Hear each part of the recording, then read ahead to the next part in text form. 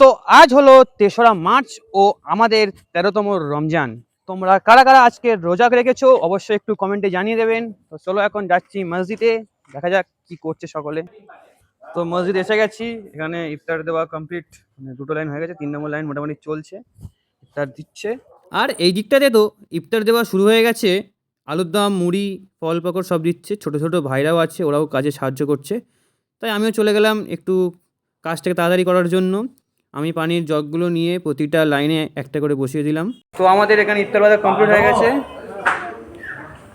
সমস্ত ইফতার বাটা কমপ্লিট।